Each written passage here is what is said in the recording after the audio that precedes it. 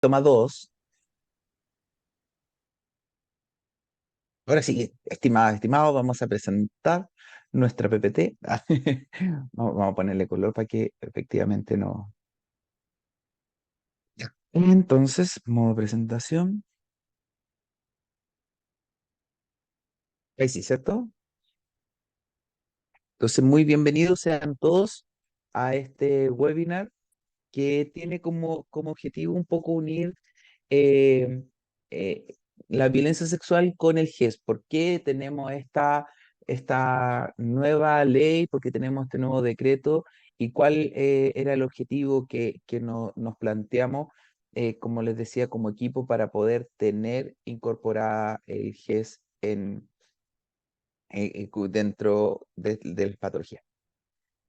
Bueno, ya como les conversé un poco de quién soy yo, así que soy parte el director de departamento de obstetricia de la escuela, así que para mí es un honor que nos acompañe en el día de hoy.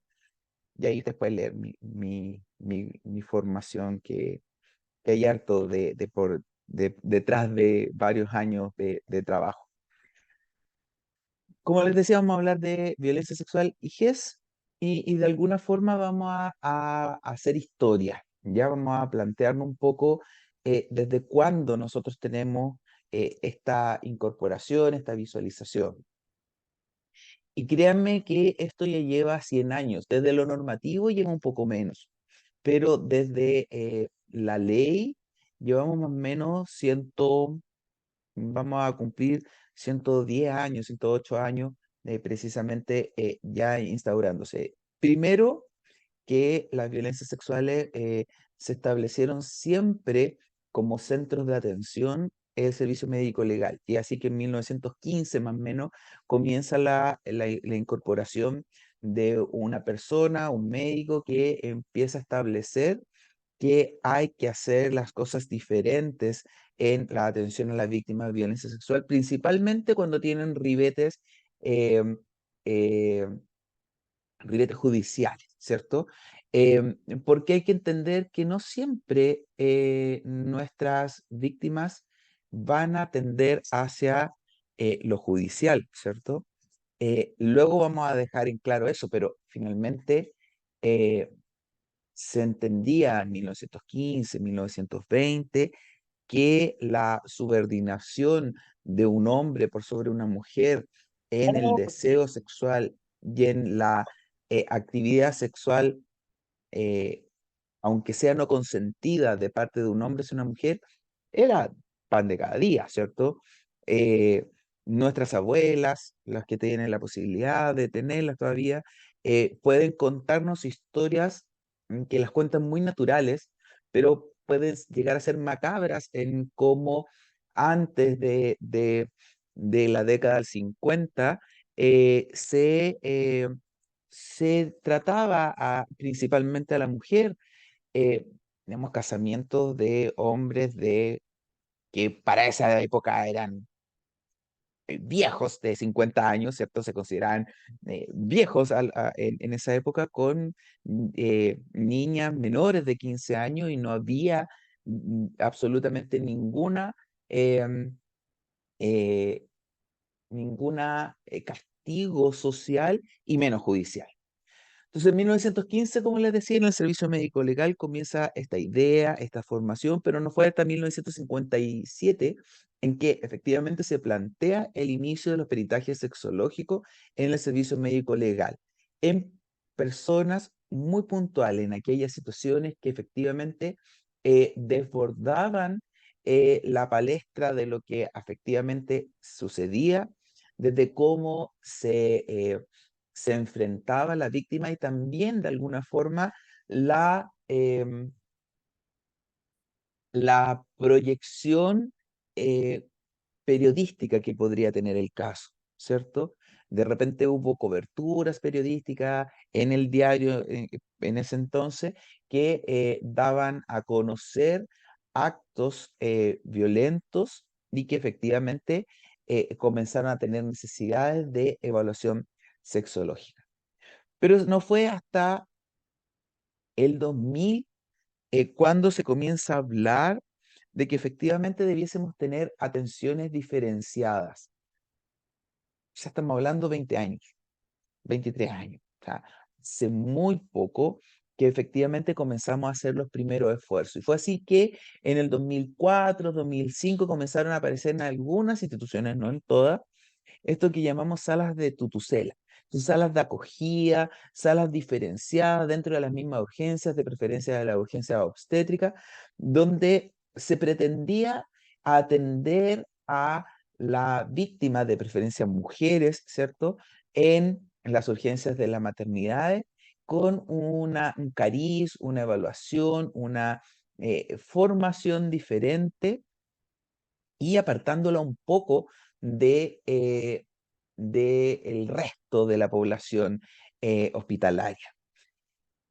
De ahí se desprende la primera norma guía clínica para la atención en servicio de urgencia de personas víctimas de violencia sexual, y también comienzan a levantarse unos procesos judiciales paralelos que tienen que ver con el aseguramiento de las muestras y el levantamiento correcto de aquellas indagaciones para poder tener resultados judiciales. Y es ahí que comienza a formalizarse bien la cadena custodia, el levantamiento de las alcoholemias, la correcta almacenamiento, rótulo y me cuesta esta palabra, pre, pes- para preservar, me trabé ya, para mantener, vamos a hacerlo así, correctamente las muestras, ¿cierto? Y que tuviesen un impacto en la atención y en el proceso judicial, ¿ya? O sea, pudiesen ser de alguna forma pruebas de un delito. ¿Qué pasó con la sala Tutucela? Que la demanda era mayor, o sea, la demanda de las otras prestaciones era mayor a la demanda de esta sala. Se entendió que estas salas estaban subutilizadas, entonces se ocuparon como box de atención en la urgencia, reanimadores, bodegas, etcétera.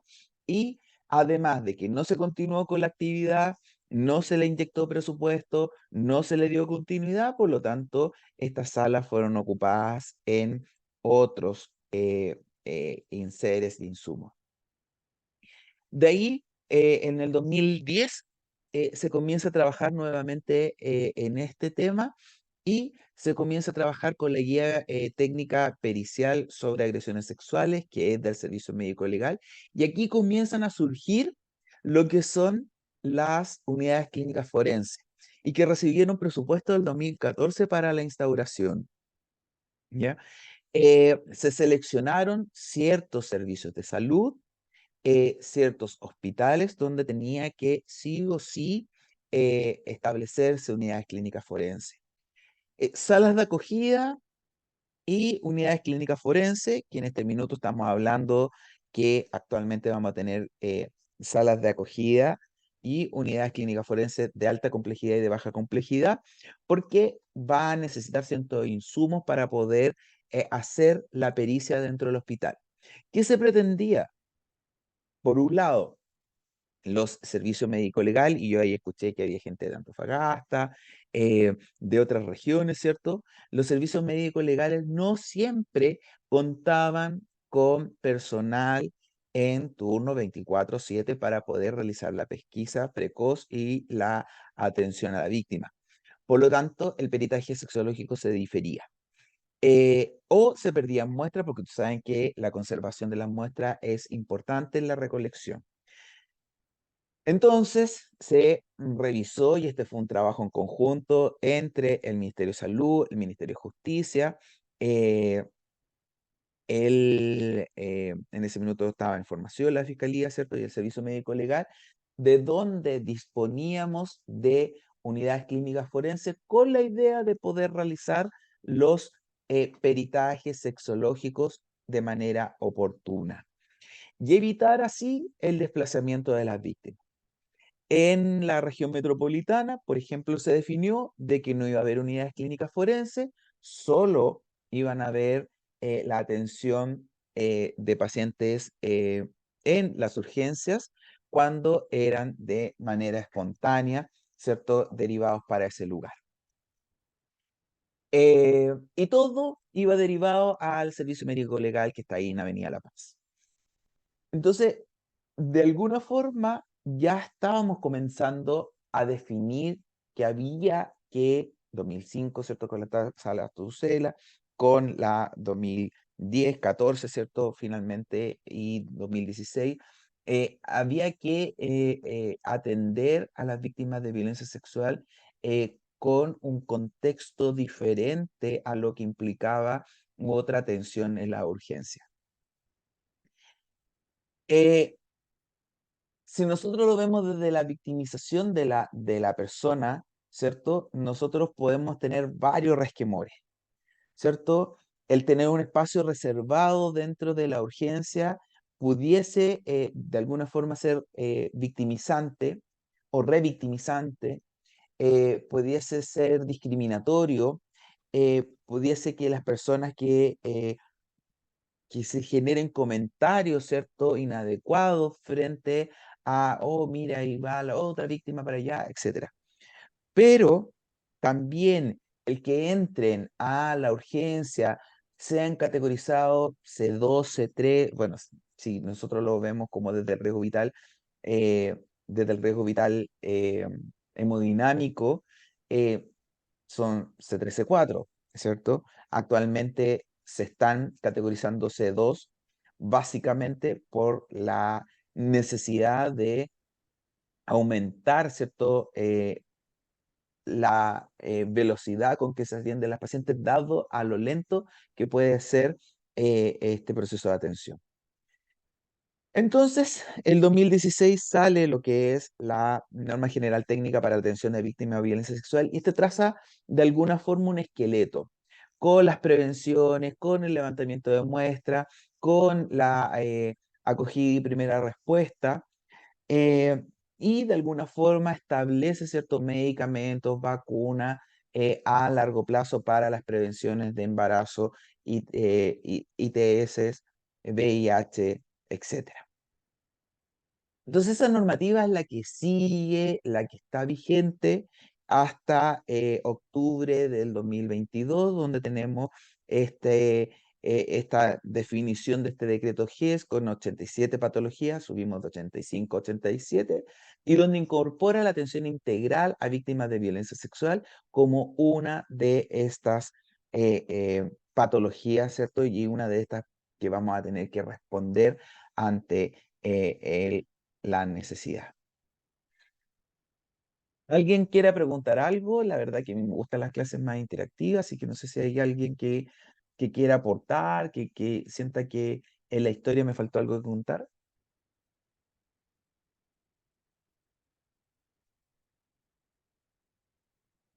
Pueden hacerlo por chat, por micrófono, como ustedes quieran.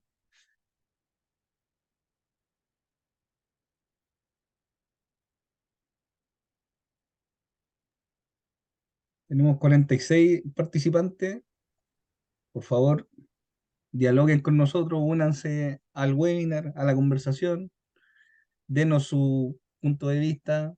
En la actualidad, si están interiorizadas con el tema, si ya están echando a andar el GES 86 en sus clínicas, en sus hospitales, por favor, nútranos, háganos un feedback de en qué proceso están.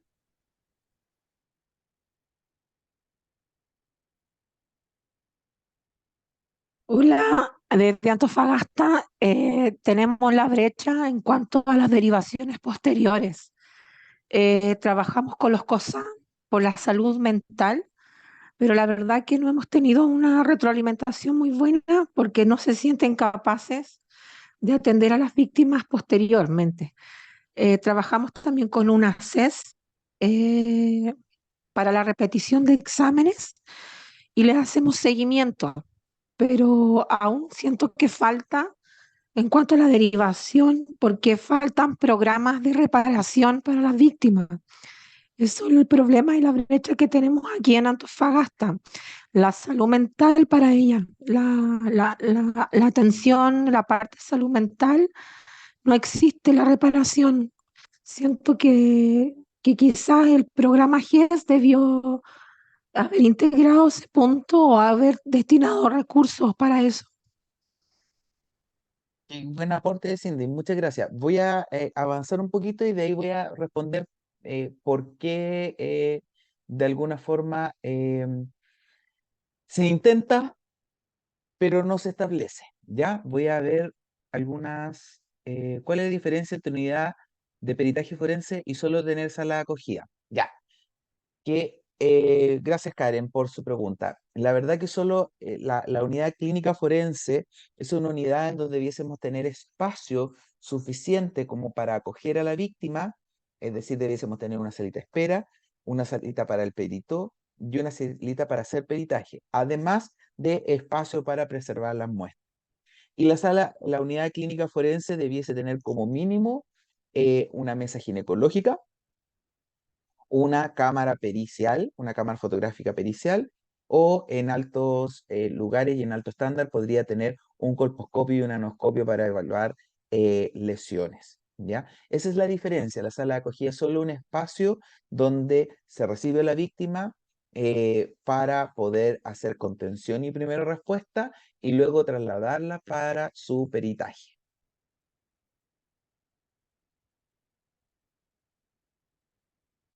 Donde trabajo yo hay poco conocimiento, falta capacitación al personal. Eso lo tenemos súper claro. em, Vamos a comentar un poquito más adelante, pero sabemos que es una necesidad importante de mejorar, que no está, al menos, y yo voy a hablar desde la obstetricia, no está incluido dentro de la malla, ¿cierto? Curricular de ninguna de las carreras de obstetricia a nivel de pregrado. Tengo una consulta. Si, por ejemplo, la atención a adolescentes se le realiza la ficha CLAP y en el desarrollo de la encuentra, en el desarrollo, me imagino, de la ficha, nos damos cuenta que hay signos de abuso sexual. ¿Cuál sería el manejo? A ver, Catherine, ¿usted me podría comentar en cuál es su profesión, en qué trabaja, como para poder orientarlo un poquito más? Aquí es importante que nosotros debiésemos tener en nuestros establecimientos eh, protocolos claros de accionar. Aquí, frente a la atención a víctimas de violencia sexual, no se debiese eh, trabajar en ningún centro de salud desde la perspectiva de la persona, sino desde la perspectiva institucional. O sea, si usted tiene una víctima y que evidencia signos claros, ¿cierto? De, de, eh, de ese abuso sexual, finalmente nosotros debiésemos eh, activar el protocolo de derivación, ya sea tomar a la víctima. Recuérdense que igual, gracias, Catherine, em, nosotros debiésemos a la víctima, principalmente la víctima menor de edad, menor de 18 años, nosotros nos debiésemos empezar a preguntar: ¿qué te pasó aquí? ¿Por qué tienes esta lesión?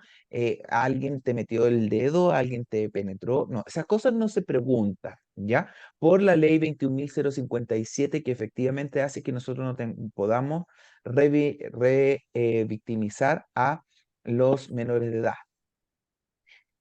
Sí es importante que nosotros, insisto, tengamos protocolos en el manejo, que usted pudiese, una vez usted pesquisa, hay signos claros, evidentes, como por ejemplo cuando nosotros tenemos una gestante menor a 13 años, ¿cierto?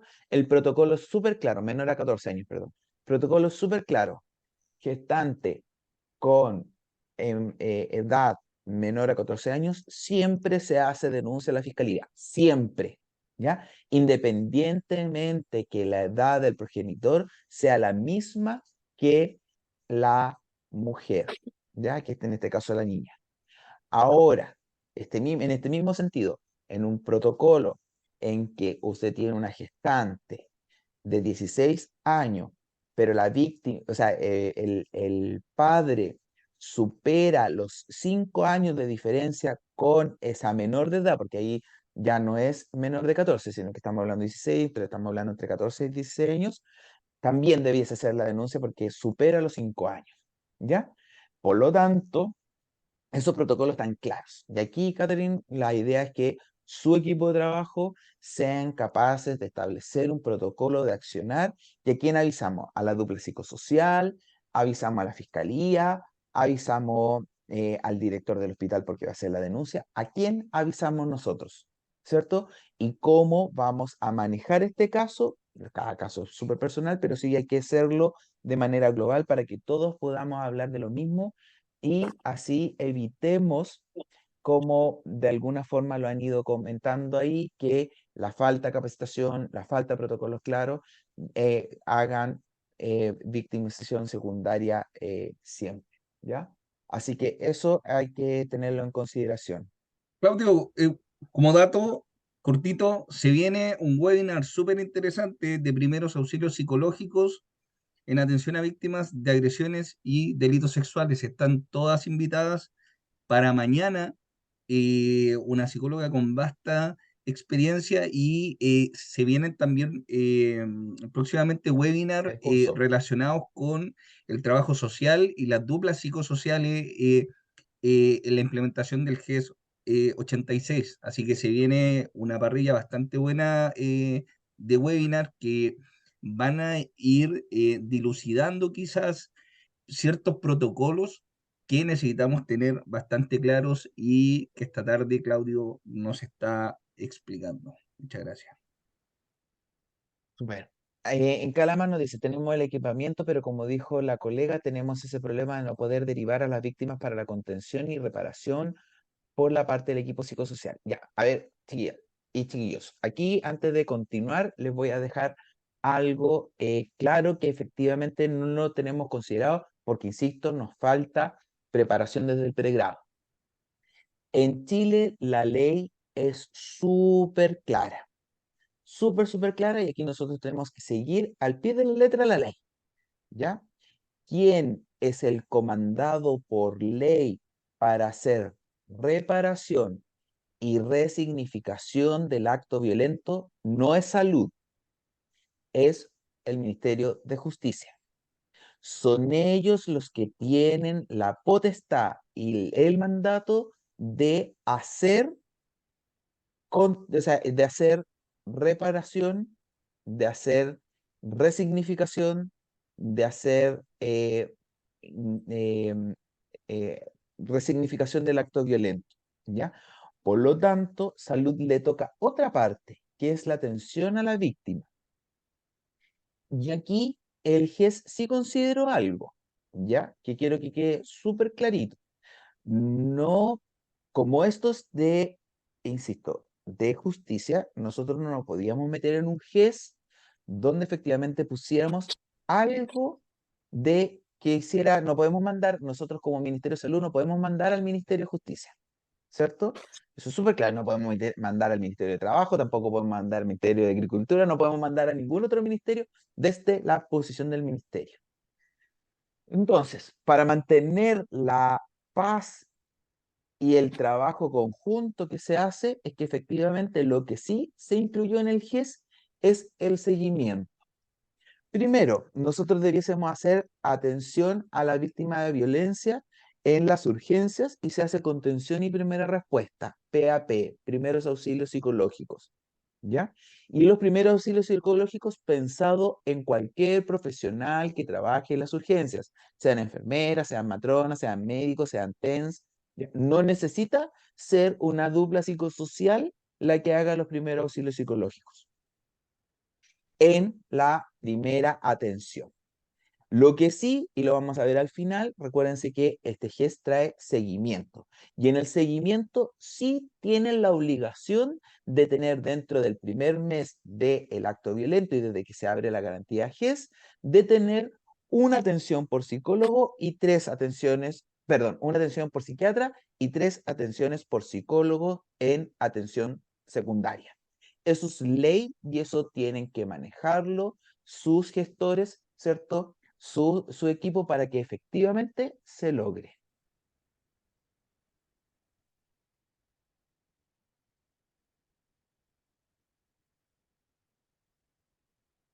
Es que, Lorena, vuelvo a lo mismo. La importancia, porque para mí son muy importantes las duplas psicosociales, ¿cierto? Tienen la formación, o sea, tienen la obligación de formar equipos, ¿ya? Los equipos que ven a la víctima tienen que estar bien formados. Y las duplas psicosociales, como no están en turno 24/7, las duplas psicosociales no están donde tenemos más víctimas, que son los viernes de la noche, los sábados de la noche y los domingos de la mañana. Esos días las duplas psicosociales no trabajan. Por lo tanto, las duplas psicosociales tienen la obligación de capacitar a los equipos que trabajan 24/7. No obstante, tienen la obligación, además de el día lunes, cuando lleguen, tomar el caso, hacerle seguimiento y hacerle la derivación a atención secundaria y asegurarse que efectivamente tengan las atenciones que corresponden dentro del plazo GES. Ese es el rol. No sé si queda más claro ahí, Lorena.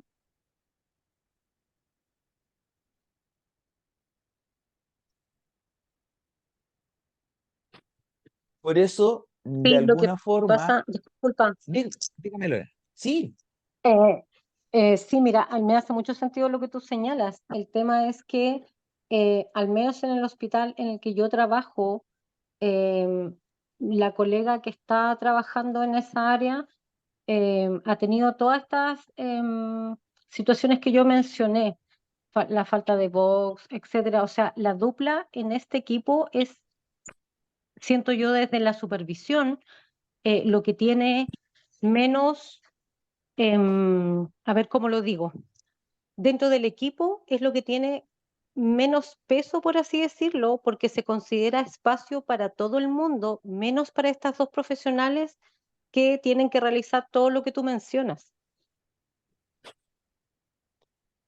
puede ser. La verdad que, ¿en qué hospital trabaja usted? En el Hospital Clínico de Magallanes. Ya. Y la verdad Puede es que ser, o sea, nos ha costado eso. igual la unidad clínica forense de Magallanes no es grande. Em, o sea, la verdad que cuando tenemos, usted, si trabajan de 8 a 5, ¿cierto? Las víctimas, o sea, perdón, la dupla, y tenemos víctimas, tienen que darle un espacio en ese minuto de atención. Efectivamente, un peritaje sexológico demora 4 horas, así que efectivamente hay tiempo de sobra para hacer contención y primera respuesta.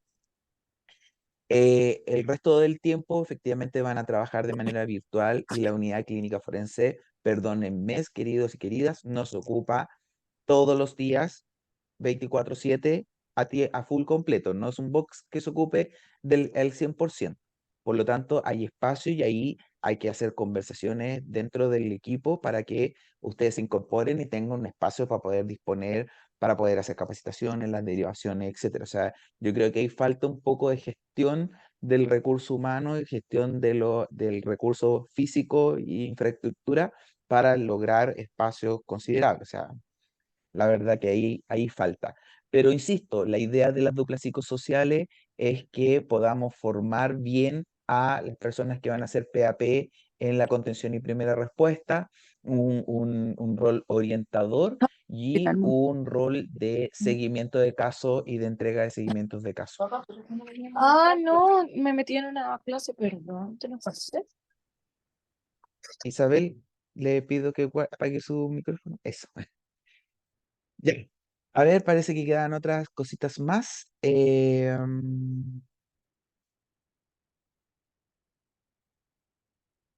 Sí, Macarena, sí, pues, evidentemente cuando alguien viene nuevo e intenta poner otra visión, siempre uno lo siente como amenaza, pero yo creo que aquí por algo se realizó esta, estos concursos que hubo, ¿cierto? Donde se generaron matronas y enfermeras de continuidad de los cuidados en la unidad clínica forense, que fue lo que logramos, ¿cierto?, con el GES tener, de que efectivamente tienen que armar equipo. Aquí hay que armar equipo donde efectivamente conversemos, pues si yo soy matrón, o sea, la verdad que yo puedo hablar de PAP porque estuve, no sé, 5 años trabajando en la urgencia, me preparé en PAP, trabajé en el ministerio con los psicólogos del ministerio y trabajamos en PAP, o sea, yo puedo hablar de PAP sin miedo, ¿cierto? Pero efectivamente no tenemos esa formación los matrones, no, menos los enfermeros, ¿cierto? Que son la primera acción y ni hablar del equipo médico, o sea, teniéndole mucho cariño a nuestros equipos médicos, ¿cierto? Tampoco tienen esa formación, así que efectivamente ustedes, el equipo de trabajo social, el equipo de psicología, son fundamentales para hacerlo correctamente. Así que ahí falta conversación, eh, falta gestión. Hay que meter y hay que estudiar gestión para que todo resulte. Y una gestión básica, una gestión mínima. Romina pregunta, al ser funcionarios públicos tenemos la obligación de denunciarse al tratarse de menores de edad. Parte para Ay, poder tener para el traslado, para la VIP de los estudiantes o para alguna ¿quién está colación. hablando? Eso como que es Hay un micrófono abierto ahí, ya, gracias. Eh, Claudio, ¿Qué? ¿Sí? soy Romina Toledo, también Sí. trabajadora social. La verdad es que no era una pregunta, era una afirmación lo que yo mencionaba ahí, al ser funcionarios públicos, y voy por lo que estaban consultando antes. Al ser funcionarios públicos, nosotros tenemos la obligación de denunciar en casos de menores de edad, cuando existan sospechas o evidencias claras de que existe alguna situación de abuso. Eso por una parte, no era una pregunta, era una afirmación. Y lo segundo que Gracias, quería Romina. preguntarte era como aclarar algo. ¿Sí? Tú hablabas de los primeros auxilios psicológicos y mencionas Ujú. que eso es algo que se tiene, que se debe hacer en la primera atención en el fondo, ¿cierto? Por parte de Sí. los profesionales de la urgencia en el fondo, de la unidad clínica forense o del servicio de urgencia. Y Ujú. posteriormente, las duplas, donde existan duplas psicosociales, hacen como el seguimiento, pero no tienen que estar en la atención de urgencia, ¿cierto? No necesariamente, no es necesario. La idea, lo que nosotros habíamos potenciado, lo habíamos dicho y lo habíamos conversado, que efectivamente nosotros, esta víctima, tenemos que hacer una, un traspaso de la víctima a atención secundaria asistido. Es decir, que usted, Romina, no sé, pues está con su colega que se llama Fernanda, ¿cierto? De atención secundaria y usted le pasa el caso a ella de tal manera que aseguremos que Fernanda va a continuar con los cuidados, ¿cierto? Y usted le va a explicar todo lo que se ha hecho, si está judicializado, no judicializado, ¿cierto? Porque la idea es que no perdamos a la víctima, ¿ya? Yo voy a hablar un poquito más adelante de algunos números, pero nosotros perdemos una cantidad de víctimas al año que es impresionante, ¿ya?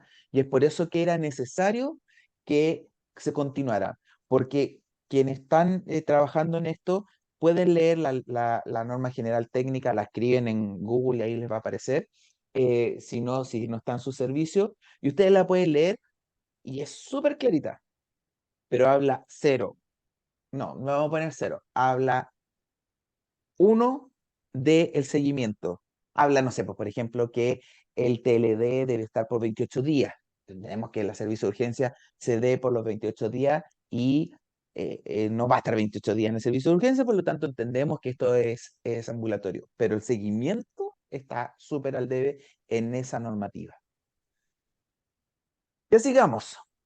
En relación a qué inspiró, ¿cierto? Esta GES, ¿cierto? Es que efectivamente a pesar de que ya teníamos algunas, que eran aproximadamente 16 unidades clínicas forenses a lo largo de todo el país, principalmente en los hospitales de alta complejidad, la pandemia nos pegó fuerte con una disminución en la oferta de atención porque efectivamente el box de la unidad clínica forense se ocupó para la atención de pacientes COVID. Por lo tanto, tuvimos ahí una merma importante, ¿cierto?, en la oferta, una no mantención del tratamiento del seguimiento. Nosotros teníamos y empezamos a calcular cuando yo llegué, que solo el 35% de las víctimas que se veían en la urgencia terminaban su proceso en atención secundaria.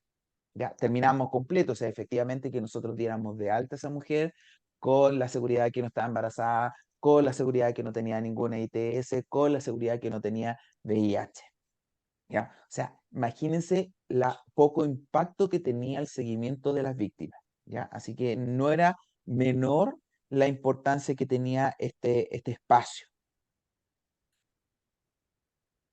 Por otro lado, teníamos esto que conversaron ustedes, que lo pusieron en el chat, que me parece fabuloso que lo estemos visibilizando y lo tengamos muy, muy a flor de piel, la revictimización, ¿cierto?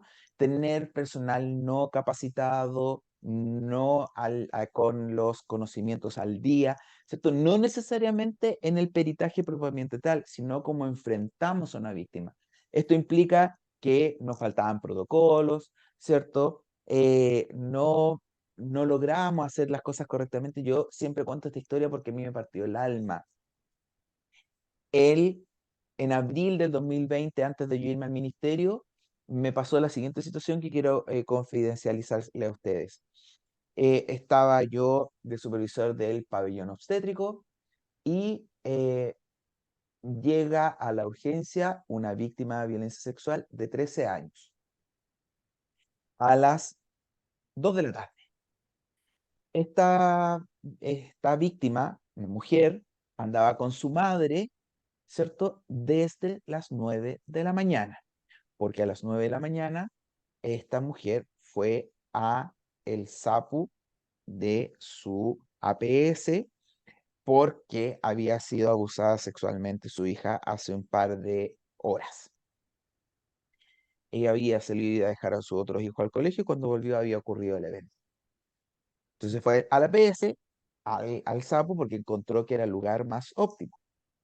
Como en el Sapo no tenían la posibilidad de darle ninguna atención, decidieron, le insisto, estábamos también en un ambiente COVID, le pidieron a la matrona que estaba ahí de turno que la viera, dado que ella tampoco tenía los recursos para trabajar con ella, no halló nada más óptimo que indicar su traslado al COSAM. Entonces, esta víctima, SAPU, matrona de APS, COSAM. En COSAM la evaluaron y la vieron, dijeron, pucha, pero aquí no podemos hacer nada, ¿qué vamos a hacer nosotros si no tenemos nada que ver con esto? Entonces se tiene que ir a la urgencia. Y la mandaron a la urgencia del Hospital Salvador, siendo que el Hospital Salvador no tiene servicio de urgencia gineco-obstétrico. Por lo tanto, la mujer estuvo ahí, esperando su atención, pasaron un par de horas, la atendieron, dijeron, no, aquí no podemos hacer nada, entonces se va a la urgencia del Hospital Luis Diné, donde estaba yo. Entonces, tenemos una chica de 13 años violentada sexualmente hace par de horas que se paseó por 5 instituciones de salud. O sea, noten el nivel de revictimización. Y nosotros en el hospital Luis Tiné no tenemos sala de acogida, por lo tanto, se le hizo la contención y primera respuesta, se le hizo la atención médica integral, se le hizo las prevenciones, las vacunas y se derivó a el servicio médico legal para que le hicieran el peritaje sexológico. Por lo tanto, la víctima se demoró 10 horas en poder irse a su casa. Y aquí, cuando yo entré a este proceso, ¿cierto? A trabajar y para eso me llamaron, me iba con este caso súper a flor de piel. Y les cuento, estimadas colegas, colegos, que efectivamente cada vez que conté esta situación, fui abriendo puertas para que pudiésemos visibilizar que es un problema de salud pública, ¿cierto? La atención a víctimas y que lo hacíamos pésimo. Más sencillo. Porque faltaban protocolos, porque revictimizaban. Además, y ahí les voy a mostrar un poquito más adelante, teníamos un total de víctimas que no sabíamos cuánto era. ¿Ya? Evidentemente hay una lista negra de denuncia que desconocemos, ¿cierto? Porque consultan por otras situaciones, porque no consultan, ¿cierto? Porque no denuncian, por lo tanto no sabemos dónde están todos los casos, ¿ya? Tenemos de alguna forma, un sesgo en el total de personas. Y como muy bien dijo Lorena, Romina, ¿cierto? Que la atención en salud mental estaba nula. ¿Ya? Yo les voy a contar otro caso que me pasó estando en el ministerio. Disculpen que sea tan autorreferente, pero me parece que de repente plantearlo con casos es mucho más fácil. Cuando estábamos en plena discusión, porque ustedes comprenderán que discutir un problema de salud para incorporar al GES, tenemos personas que están a favor y otros detractores. Y evidentemente de los detractores teníamos que tener que convencerlos. Me tocó pedir apoyo y trabajamos con el Hospital de Valparaíso porque había una gestante que se subió al colectivo, perdón, que el que la sacaba de uno de los cerros donde ella vivía, y el colectivero la atacó sexualmente, ¿ya?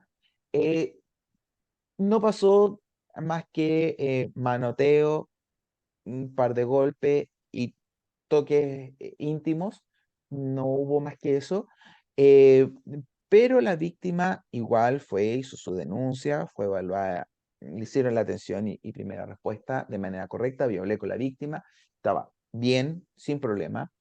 Le hicieron la evaluación de la unidad fetoplacentaria, también súper bien, sin problema. eh, pero la víctima, lo único que le preocupaba era que no tenía acceso a salud mental, no tenía nadie que la evaluara. Ella tenía miedo de salir a su casa, ella tenía miedo de tomar el colectivo porque efectivamente era su único medio de transporte, y el miedo más grande que tenía era en relación con su hijo. Más que le pasara algo o que le haya pasado algo por los golpes, era porque ella tenía mucho miedo de tener un apego patológico o un desapego, o tener alteraciones en la lactancia producto del acto violento.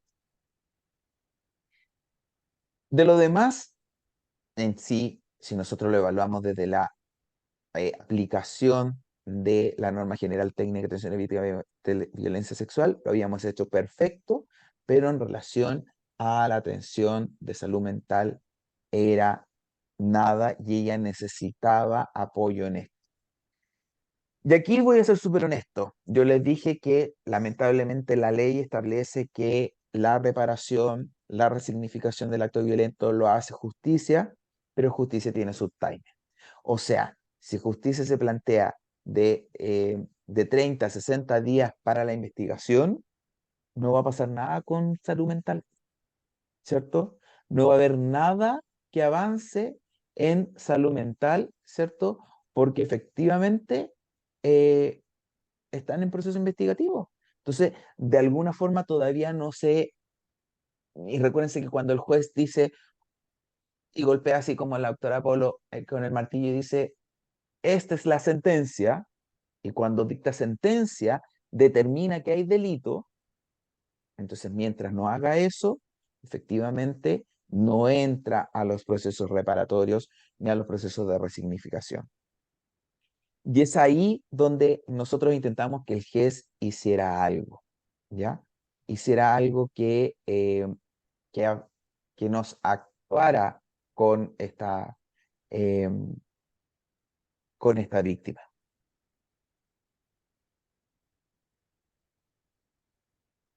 Si nosotros lo planteábamos en número, este GES, ¿cierto?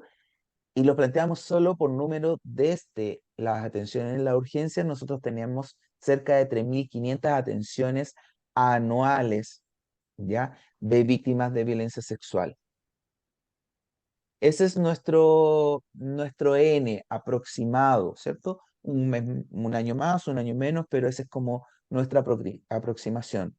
Si nosotros lo dividimos por el total de regiones o del total de servicios de salud, el total finalmente nos da que cada hospital tiene cerca de 30 a 40 víctimas al año, que es un N bastante pequeño, ¿ya? No es un gran N como para poder eh, decir que era un gran impacto. No es como los diabéticos, no es como los hipertensos, ¿cierto? En volumen poblacional afectada. Pero ya nosotros entendemos, y por eso estamos acá, que efectivamente todo lo que tenga que relación con los actos violentos, efectivamente tienen repercusiones sistémicas, ¿cierto?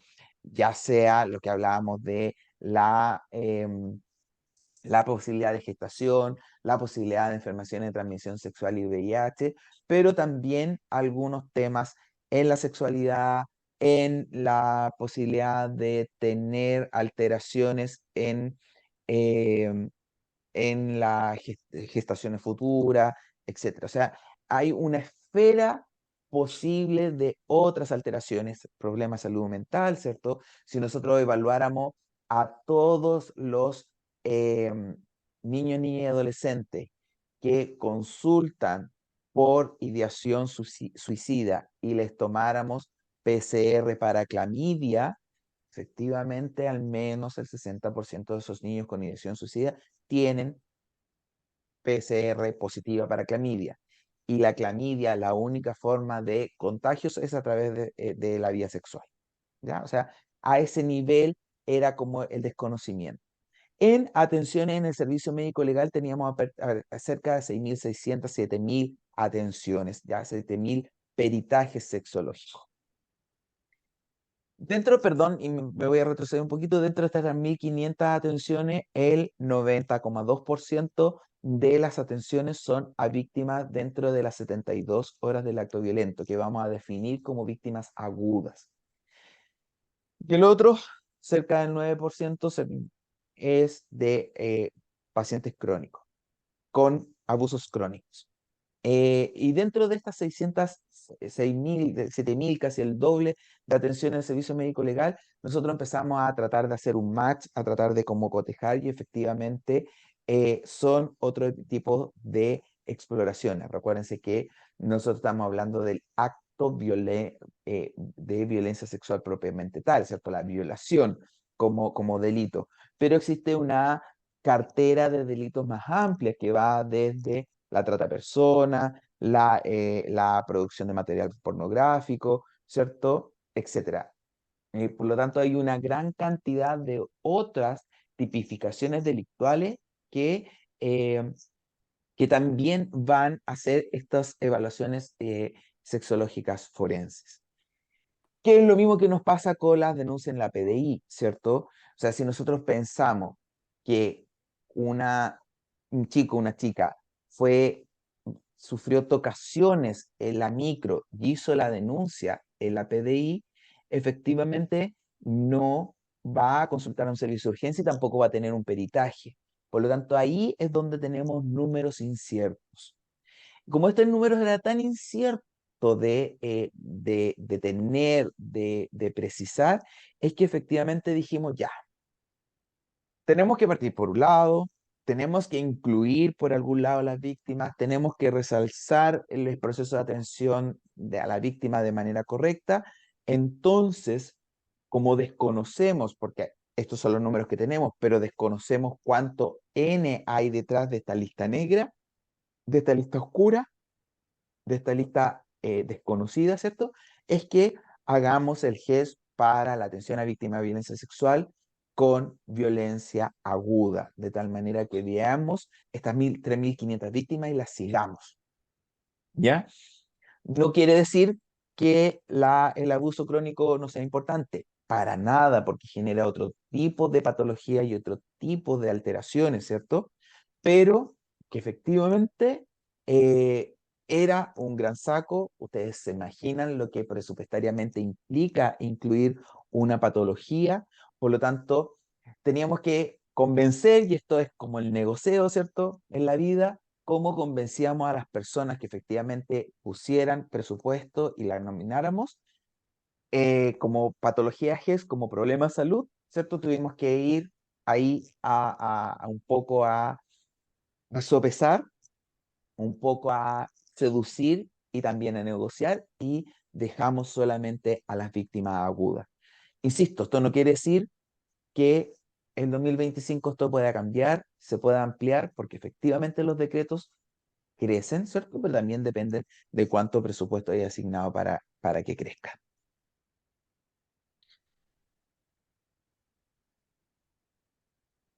Hasta ahí, estimada, alguien que quiera hacer alguna pregunta, alguna consulta.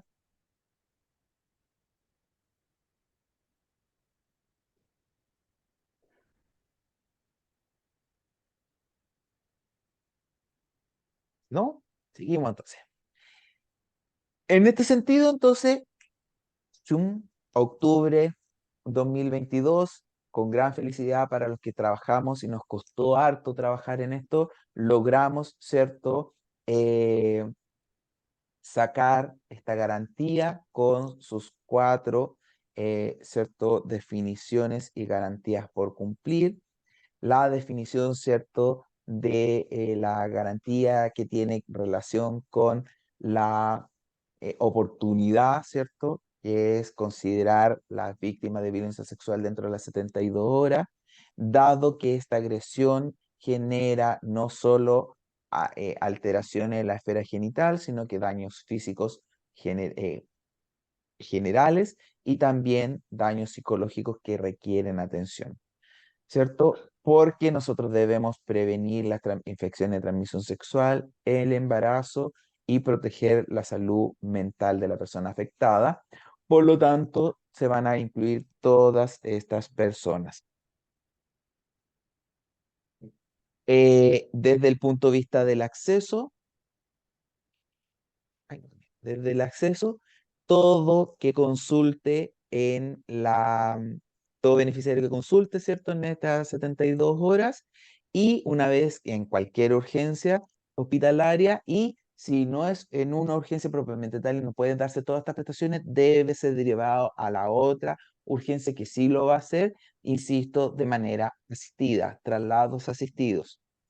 Y la primera respuesta y el seguimiento, ¿cierto? Es la especialidad ambulatoria. Por lo tanto, debiésemos tener, si es niño, niña, adolescente, al menos una atención por pediatra, una atención por psiquiatra, una atención por, ya sea por infectólogo o dermatólogo, dependiendo de la UNACES, y la atención de matrona o enfermera de la UNACES, más la de psicólogo. Dígame, Fabiola. Hola, ¿me escucha? Hola, ¿sí? Mi pregunta va en relación a lo que sale, bueno, lo que salía en la otra diapositiva.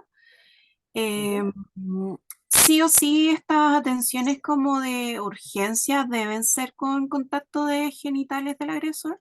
¿No podría ser como activado, por ejemplo, con uso de fomites o algo así que se haya producido como algún daño en la persona? Y se Eso. abre igual, ¿ya? Se abre igual el GES, ¿ya? Sí, Ya, principalmente porque pueden haber lesiones, como usted muy bien dice, ¿cierto? En la esfera genital, la esfera anal, o sea, pueden haber alteraciones, así que se abre igual el GES. ya, súper. Gracias. Gracias. Eh, Eso desde el punto de vista del acceso. Importante que aquellas víctimas que consultan a la urgencia y que es mayor a las 72 horas, se hace al pie de la letra lo que dice la norma general técnica atención a víctimas de violencia sexual. Ya ahí no se pierde la norma. Desde la oportunidad, de la garantía de oportunidad, ¿cierto? A el diagnóstico de tratamiento siempre se va a hacer en la emergencia hospitalaria, ¿cierto? Es la primera respuesta. Y el seguimiento, ¿cierto? Va a estar relacionado con los primeros 35 días para la atención de especialidad. Dejamos 35 días de tal manera que pudiésemos tener los 28 días asegurados del TLD. Y la protección financiera, que finalmente es un cálculo de número, pero lo más importante que en el diagnóstico y tratamiento, ¿cierto? La primera respuesta va a ser cada vez, o sea, uno puede abrir varias garantías si efectivamente tenemos una víctima que consulta más de una vez en el año, ¿ya? Pero en relación al seguimiento va a ser solo anual, es decir, que la víctima va a verse dentro de estos 35 días, ¿cierto? Y va a estar considerado en ese ámbito. Ya, como que me pasé en el tiempo, unos minutos, así que eso es lo que queríamos conversar un poquito. Entonces, en definitiva, ¿es un problema de salud? Sí, es un problema de salud, ¿cierto? Que tenemos que hacernos cargo y que efectivamente viene a cubrir, ¿cierto? Algunas necesidades. Insisto, no es el gol estándar, nos falta mucho, pero era el inicio para algo. Dayan, parece que tiene la mano levantadita.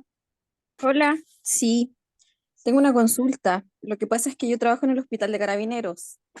Quería Ujú, saber de qué forma se maneja ahí el GES, porque las veces que hemos tenido, porque no es muy recurrente, la verdad, como en otro hospital que trabaja el Padre Hurtado, por ejemplo, pero de ujú. todas formas ocurre y el manejo es muy dudoso, no es muy claro de parte de nosotros los matrones, la verdad, médico tampoco.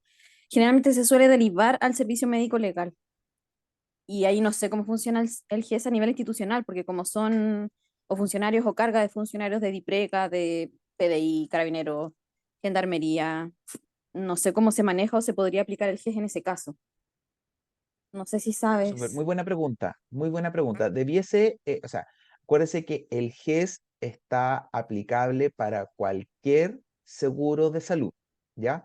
Sea ISAPRE, sea FONASA o sea seguro de salud de alguna fuerza armada. Por lo tanto, se aplica de la misma forma, ¿ya? Y ahora, si en este caso el Hospital de Carabineros no tiene la unidad clínica forense, tiene que hacer una conexión con el hospital más cercano. ¿Cuál es el más cercano? Creo que El Salvador. El El Salvador es el Salvador, más sí. cercano, ¿no? El Salvador, Ya, sí. entonces debiesen ponerse de acuerdo ustedes con el Hospital Luis Tigné, que ese sí tiene atención a víctimas de violencia sexual, y el traslado debiese ser para allá. Pero eso es en las gestiones internas.